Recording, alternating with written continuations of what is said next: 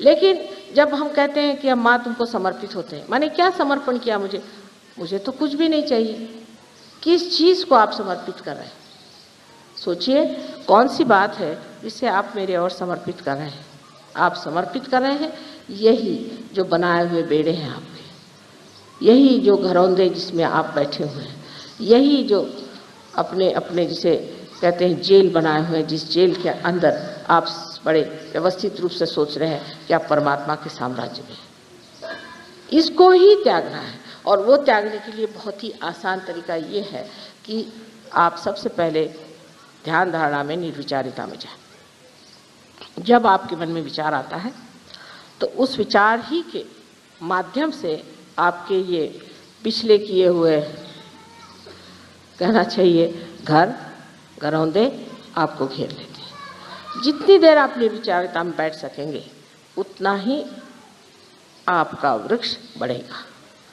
निर्विचारिता में ही आत्मिक वृक्ष बढ़ता है और कोई ऐसा वातावरण नहीं जिसमें ये इसकी वृद्धि हो सकती है। कोई कहेगा कि हमने खूब बैठ के माँ के भजन गाए, उससे कोई कितना भी भजन गाए, कोई कितने भी मंत्र कहे, चाहे कुछ कह ले, उस मंत्रों से या उस भजन से अगर आपके अंदर निर्विचारिता स्थापित नहीं होती तो आप चूक गए उस बात को।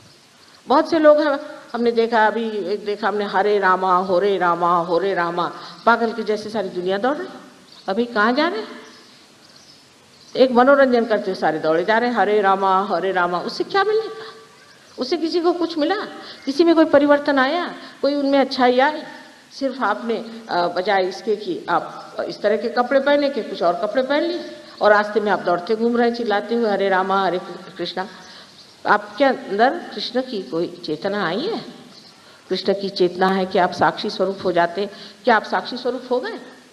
फिर इस तरह की बाह्य चीज़ों में उलझ जाने से भी मनुष्य कभी कभी अपनी ऊर्ध्वगामी गति को बदल करके अधोगामी पर आ सकता है। जैसे एक छोटी सी चीज़ मैंने आपसे बताई, मनोरंजन सहयोग में मना नहीं है, लेकिन मनोरंजन ऐसा होना चाहिए कि जिससे आप में निर्विचारिता स्थापित हो। लेक्चर ऐसा होना चाहिए जिससे आप में निर्विचारिता स्थापित हो। मंत्र ऐसे कहना चाहिए जिससे आपके अंदर निर्विचारिता स्थापित हो। ध्यान ऐसा होना चाहिए जिससे आपके अंदर निर्विचारिता आनी चाहिए। कोई सा भी कार्य करते वक्त अगर आप निर्विचार हो जाएं तो सारी परमात्मा की शक्तियाँ आपके अंदर से कार्यान्वित होंगी। तो सबसे पहली बात है कि निर्विचारिता में उतरना चाहिए। लेकिन लोगों को ऐसी ही चीज़ें अच्छी लगती हैं जिसमें विचार को चालना मिले, जिसमें मनुष्य सोचता रहे, पागलों जैसे सोचता सोचता उसको समझ ले कि हाँ मैंने कितना सोचा, या पढ़ते पढ़ते एकदम ऐसा सोच ले कि हाँ मैं तो बिल्कुल महाविद्वान हूँ। इन विद्वानों के लिए परमात्मा के साम्राज्य में जगह नहीं। जगह है उन लोगों के लिए जिन्होंने अपने आत्मा को अपने चित्त पर पूरी तरह से प्रकाशित होने दिया, और उसका माध्यम एक ही है, निर्विचारिता। तो प्रथम निर्विचार समाधि को आपको स्थापित करना चाहिए। निर्विचार समाधि को प्राप्त करने के बाद आप देखते हैं कि धीरे धीरे आपके अंदर खुद ही परिवर्तन आने लग जाता है। निर्विचारिता में आप अपने को, स्वयं को देखने लग जाते हैं। आपको दूसरों के अलावा अपने में ही दोष दिखाई देने लगते हैं।